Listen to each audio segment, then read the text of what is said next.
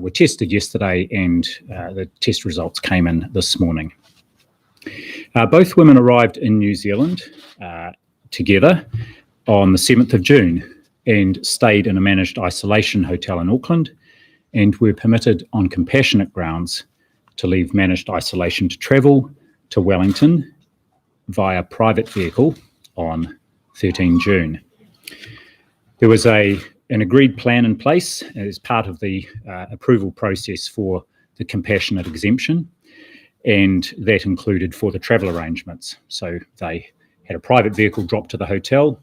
They then drove together all the way to Wellington and had no contact with anybody else during that trip. And they didn't use any public facilities, and they also have been just with a single family member since they arrived in the Wellington region. At the time, or prior to testing, one woman, in retrospect, was experiencing mild symptoms. The other was symptom-free. They both had testing done at the Wellington Community-Based Assessment Centre as part of their agreed self-isolation plan. I should say that that was one of the drive-through centres here, and that, of course, those doing the swabbing were using full PPE. Now, following the positive result being notified this morning, local public health staff are testing and isolating all others who may be at risk of exposure. As I said, in this case, it is just the one additional family member.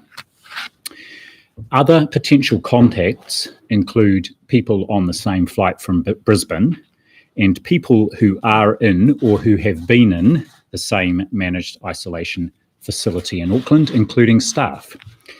The contact follow-up is being managed by our National Close Contact Service here at the Ministry, with support from local DHBs, and the local DHBs have already deployed their mobile swabbing team to the hotel, and that is getting underway presently. So staff at the isolation facility, as I mentioned, who had close contact during the period or any contact with the women, will be stood down and tested. And we're also, as we do routinely, viewing footage from the period when those women transited through the border at Auckland Airport to see if there are any border staff who may have been in contact with them and be considered as close contact. If the CCTV footage does reveal that, we will stand those staff down, or they will be stood down and tested. Public health staff have also been in contact with their counterparts in Australia, so they can take appropriate action for any passengers who were on the same flight that the women took out of the UK via Doha and into Brisbane. And I can say now both women are self-isolating in the Wellington region, and we're very confident the arrangements that are in place is the best place for them to be right now. And I just want to emphasise the following point. The family has asked for their privacy to be respected, and please, I would ask that people do respect it. Now, a new case is something that we hoped we wouldn't get, but it is also something that we expected and we have planned for. That is why we have geared up and continue to gear up our contact tracing at a local level and national capacity and capability, as well as having our excellent testing capability so we can respond rapidly. We know there are people continuing to come to New Zealand. These are Kiwis returning from countries where there is active community spread of COVID-19, and that is why we have the requirement for managed isolation at the border. Compassionate exemptions are only granted if there is a detailed plan for self-isolation and testing and health checks in the community as part of the follow-up until the full 14-day period has finished. Everyone that is granted an exemption under compassionate grounds is assumed to present a risk of COVID-19, and all precautions are taken to manage that risk. Obviously, the team here that deals with the exemptions process has a great deal of sympathy for families who are coming to terms with a dying relative or friend or are bereaved. But today's news underscores the recent decision to not grant exemptions to attend funerals or tangihanga, where there may be large groups of people present under Alert Level 1. More details about the response being taken by our health authorities and advice to the public around the case will be provided in my subsequent updates. So now our total number of confirmed cases in New Zealand is 1,156, and we will report the additional cases through to the WHO. The combined probable and confirmed number is 1,506. We don't have any additional COVID-19 related deaths to report, and of course there is no one in hospital at the moment. Yesterday our laboratories completed 1,527 tests, and the total number of tests to date is 312,648. Just a final comment before I open up for questions. These cases are ones we have identified effectively at the border, and you will recall that in fact we haven't had any cases coming through the border or identified any at the border for some weeks, and it's not surprising we have got cases, especially in this instance where people have come out of the UK, where we know there is still a lot of active infection in the community, and it underscores the arrangements we have in place at the border, including the arrangements in place to manage risk if someone is granted an exemption on compassionate grounds. I'm open for questions. Are you going to amend the rules now for exemptions? Which part of the rules? Are you going to take a look at the rules around how you decide who does it, who gets an exemption? Is there any changes that we can? There is already a very detailed and clear process for applying for, and criteria are laid out very explicitly about the grounds on which exemptions will be granted. We receive many more applications than are granted. There are, just to reiterate that if an exemption is granted, there has to be a very thorough plan that's pre-approved to help manage the risk. The only other thing I will say, in this instance, the women did everything that was asked of them, and they, through their travel and through what they did down here and in going and get tested, what I have asked from today is that anyone being released for a compassionate exemption is tested, and there is a negative test result received and confirmed before they are released. In this case, there was quite a short period of time. The relative died quite quickly, the exemption was granted, and the plan was approved.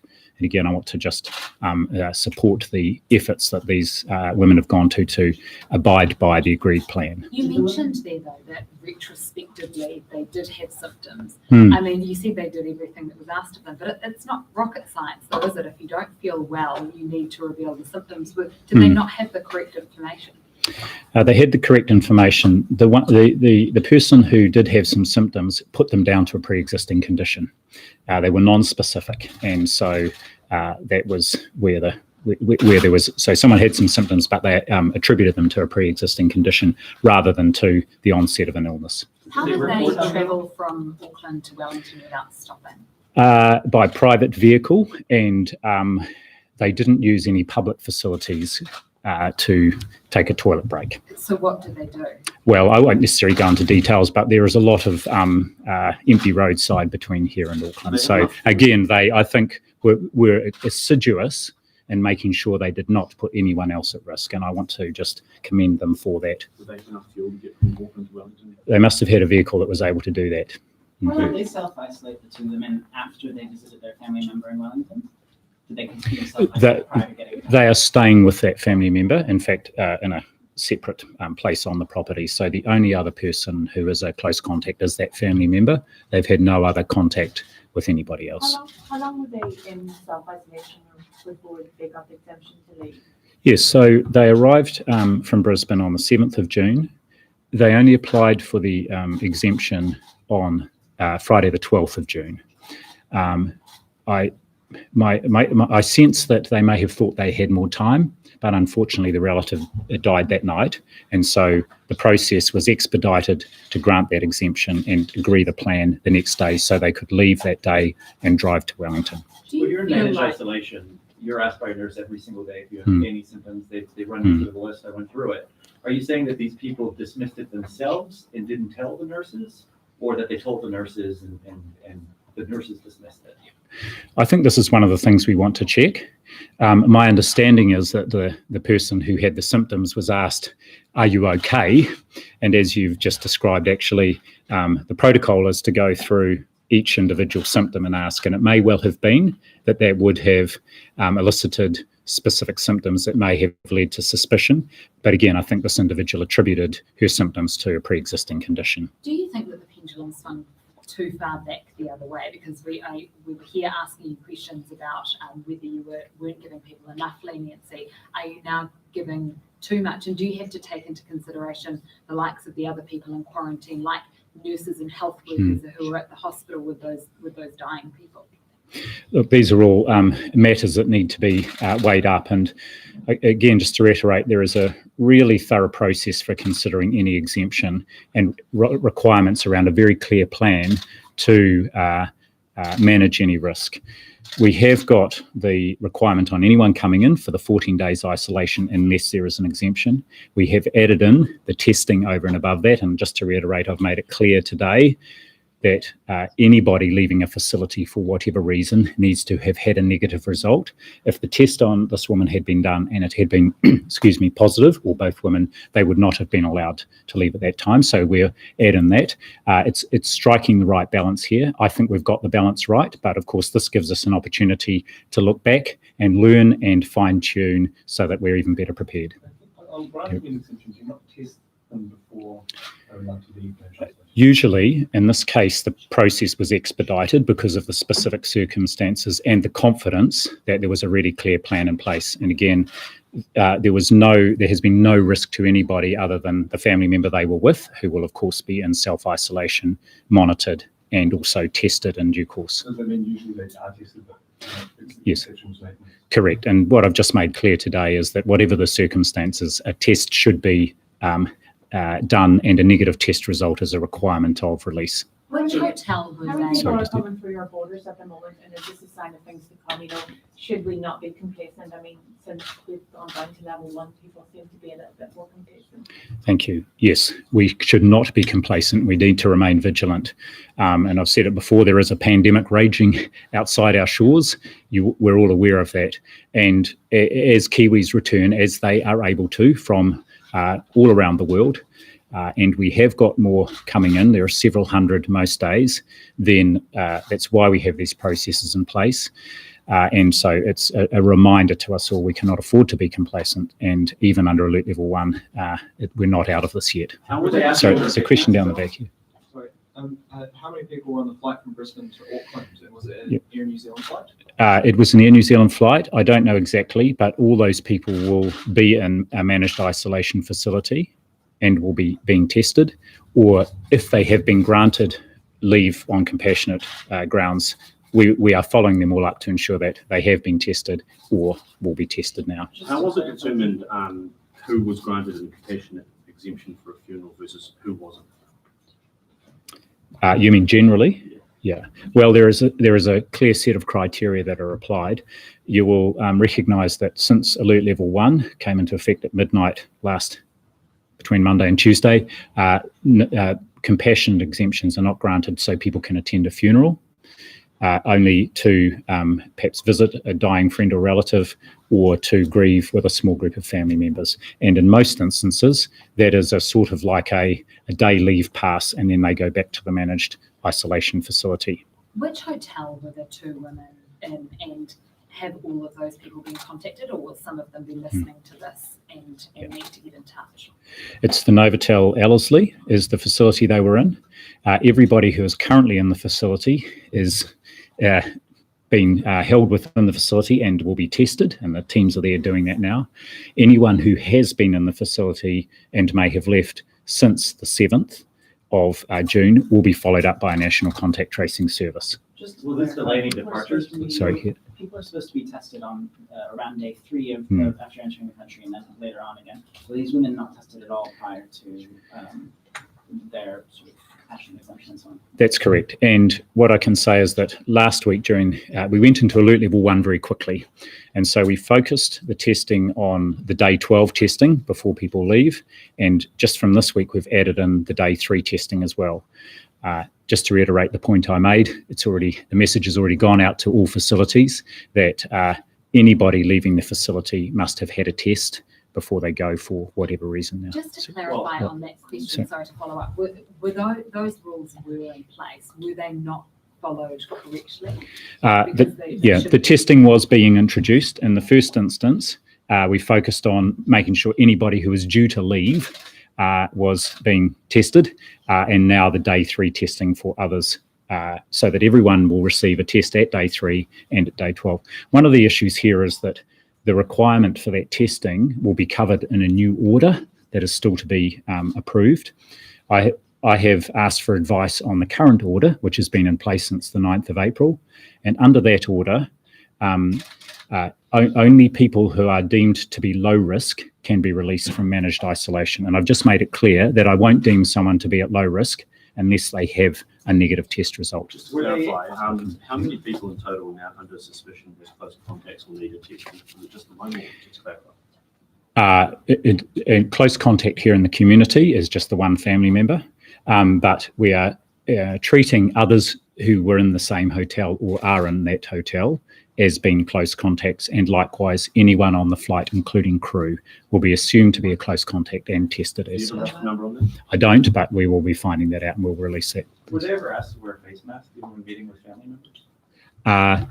I don't know exactly, but I do know that what I can say, because I was in the discussion with the public health unit this morning, is when they left Auckland, they had a supply of face masks. So that would have been probably part of their plan as well, even when interacting with their family member at home. What's the process for the new order? How quickly can we get it through? So I don't, have the detail around the process, but my understanding is it's about 5 to 6 days. But in the meantime, I am very comfortable that under the extant order, that people can be required to be tested to help assure us that they are low risk before they are released from managed isolation. As a family member, are their contacts being traced now in the event that they do test positive later? The family member, yes. So recalling that the women only arrived in the Wellington region on late Saturday evening, and they have only had contact with that family member who's also just been at home with them. Do you think How that worried contact are you? tracing ability needs more work, or is this as good as it's going to get? We're continuing to work on it, and it's very good now. I'm very comfortable with that. This is will be a good test for it, but I also we are planning to, as you might say, stress test it over coming weeks as well, with some tabletop exercises and just making sure that all the processes work really smoothly. Just on that testing, how many people in their context can we trace, and over what period of time? Is what an update on what that could look like? So at the moment, we have the ability to trace several hundred cases at a time, and then you'll recall at least 10,000 calls a day if required. So this will be a few hundred. In this case, of course, the contacts are all either in managed isolation or have recently departed, so we have very good information about them. So our aim here is to trace 100% of these people. We know exactly where they are. How nervous are you that these women have infected more people? I'm not nervous about that, and what we are doing, of course, is doing exactly the right thing by isolating any potential close contacts and testing them all. Were these women tested before they got on the plane in London? I don't think so, but I can't say. There are not many countries that require pre-departure testing per se, because you need to. What I'll tell you, what I can say is that they didn't have any unwell family members or friends in London that they can think might have had an infection that they could have been infected by. So it's possible they picked up the infection either in the UK or at the airport, or potentially on one of the flights. So these are all the stones we want to uncover, particularly the flights. Yeah, and do you know, do they both have the same strain of the virus, or do they have different strains of the virus? Is that too early? Yeah, too early to know. However, I would say that almost certainly they've both been infected either at the same time, or one has infected the Have other. you gone back to rejecting the exemptions that you may have let through following this on? Is there any, have you gone back to changing it? We haven't gone back to changing decisions. However, what we are doing is we are following up any people who were on the same flight who may have been granted exemptions and also have been released from managed isolation already. They are being followed up and will be assessed and tested.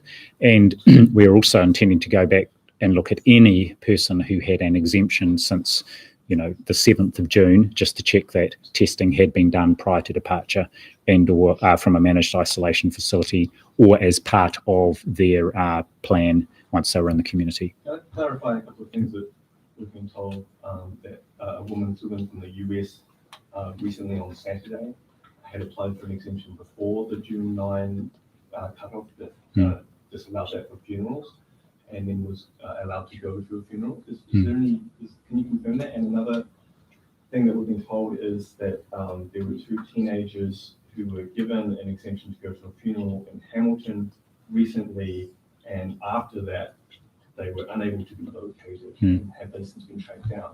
Sure. On the first question, I can't comment on that particular case, but another thing I've just made clear to the team today, regardless of when people came into the country, whether it was under the Alert Level 2 or the Alert Level 1 arrangements, we are under Alert Level 1, and there is no limit on funeral size and no particular requirements around contact tracing. So therefore, people should, whenever they came into the country, if they are still within that 14-day period, should not be able to attend a funeral. So if there's a specific case there, I'm happy to follow that up. Regarding the other 2 individuals, I am aware of this that happened, I think, towards the end of last week. Both of them have been were tracked and traced. One is back in managed isolation, and the other one is in an agreed community isolation arrangement. And I want to thank many people who are involved and the work that was done with police and the local community and iwi to help sort that out and reduce the risk to the wider community. How much time has passed since they were, we didn't know where they were? I'm sorry, I don't have the detail on that. Is it just a waiting game now? Do we need to wait the 2-week gestation period to see if any others have been infected? Well, the testing will help us there, and that's why we are making sure that anybody who we think is may have had close contact with these people or been in the same facility, so where there may have been a risk of transmission via a fomite and an inanimate object. That's why we're testing everybody, so that will help us assess what the residual risk might be. Just quickly to clarify, when was the funeral and what were their initial plans in terms of how long they were going to be in the country for? I'm not sure about the latter, but they were released to be with a grieving family member and plan the funeral, which was always planned for next week anyway. So after their full 14-day period had finished, now they will be restarting that 14-day period in the managed isolation. Any final questions? So they will miss the funeral. No, they will defer the funeral till when they can all attend it, when they are all finished that period, that 14-day period, which has just restarted. And is it a mother or father, or what's the relationship? Well, it's a parent who has died, yes. Can I just ask, does this put the clock back to 0 now? We were on 24 days without cases. Does it put it back to 0 now? Well, I guess it does. But again, just to reiterate, we expected more cases. The good thing here is we're maintaining what I believe are relatively high rates of testing, given that we have very low rates of influenza-like illness in our community. We're now clear that anyone in a managed isolation facility must be tested before they go. It's another part of our belt and braces. And we have an opportunity here to, again, review and refine and fine-tune our arrangements. Final question? I just want to ask, because you said this restarts a 14-day period for these women. I assume that was if you didn't test positive for COVID. So does the 14 days apply even if you test positive, or are you kind of kept isolated until you stop being sick? Well, the 14-day period will apply for their close contact, which is the family member. In the definition of recovered for these people, if they've tested positive, is that it's at least 10 days since the onset of symptoms, if they've had symptoms, and a 48-hour period of being symptom-free. So that will apply here. I suspect they'll all want to stay together for that full 14-day period. Final question. If the women had used a rental car, and if that was the case, if there are any concerns around those vehicles? The information I have, it was a private vehicle that was dropped to them by a relative in Auckland. So I don't have a concern about the rental vehicle. Thank you very much, and we'll look forward to updating you on any further details.